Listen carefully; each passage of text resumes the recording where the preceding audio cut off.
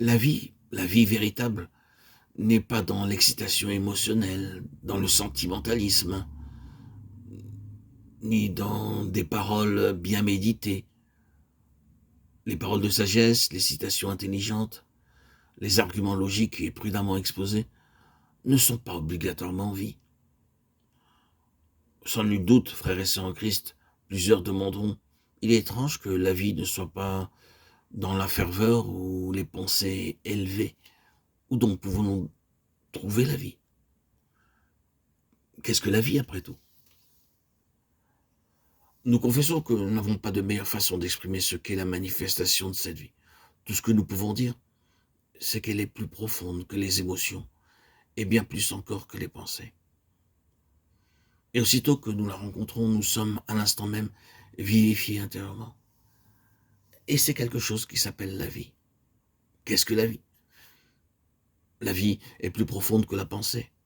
La pensée ne surpassera jamais la vie. Elle est aussi plus profonde que les sentiments. Tout sentiment est superficiel comparé à la vie. Si la pensée ou les sentiments sont d'un domaine plus superficiel, qu'est donc alors la vie? Le Seigneur Jésus déclare « Je suis la vie ». Nous ne devrions donc pas conclure hâtivement que nous avons rencontré la vie, qu'il ne s'agissait après tout que d'une sorte d'ambiance chaleureuse, comme cette soi-disant chaude atmosphère spirituelle. Nous devrions plutôt nous poser cette question: d'où procède donc cette ambiance? Un certain nombre d'expériences nous ont confirmé que beaucoup de ceux qui sont d'habiles faiseurs d'ambiance chaleureuse connaissent très peu le Seigneur. Beaucoup de personnes émotionnelles sont dénuées de la connaissance du Seigneur. Christ seul est la vie. Le reste ne l'est pas. Nous devons apprendre la leçon qui consiste à connaître la vie. La vie ne dépend pas de l'enthousiasme de nos émotions, ni de la diversité de nos pensées. Elle est exclusivement là où le Seigneur se manifeste lui-même. Connaître le Seigneur est donc ce qu'il y a de plus important. En le connaissant, lui, nous touchons la vie. Nous devons voir devant Dieu ce que signifie Christ, notre vie. Ceux qui sont facilement émotionnels ou particulièrement intelligents ne sont pas forcément des gens qui connaissent le Seigneur. Le connaître, lui, nécessite une vision spirituelle. Cette vision est vie, et elle nous transforme.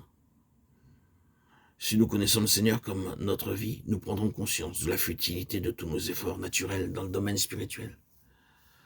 La conséquence sera que nous le regardons en lui seul. Lorsque nous avons cru pour la première fois au Seigneur, nous ne réalisions pas encore ce que signifiait vraiment regarder à lui.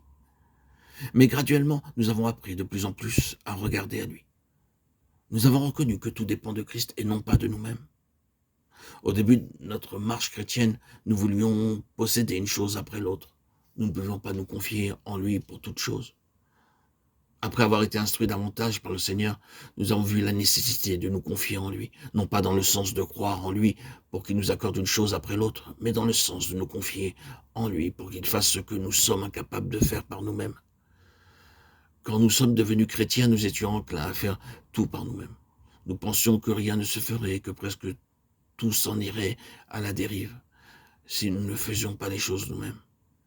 C'est la raison pour laquelle nous nous activions sans cesse. Plus tard, en découvrant que le Seigneur est notre vie, nous avons vu que tout est de Christ et non pas de nous. Par conséquent, nous avons appris à nous reposer et à regarder à lui. Souvenons-nous qu'au lieu de nous donner une chose après l'autre, Dieu nous donne son Fils. Pour cette raison, nous pouvons toujours élever nos cœurs et regarder au Seigneur en disant « Seigneur, tu es mon chemin. Seigneur, tu es ma vérité. Seigneur, tu es ma vie.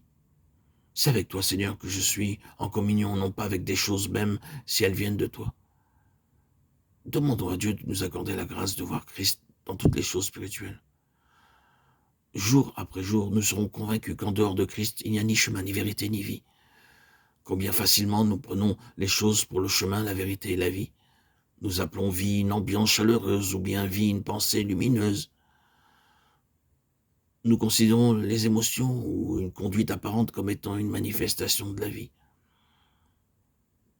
En réalité, ces choses ne sont pas la vie. Nous devons réaliser que seul le Seigneur est la vie.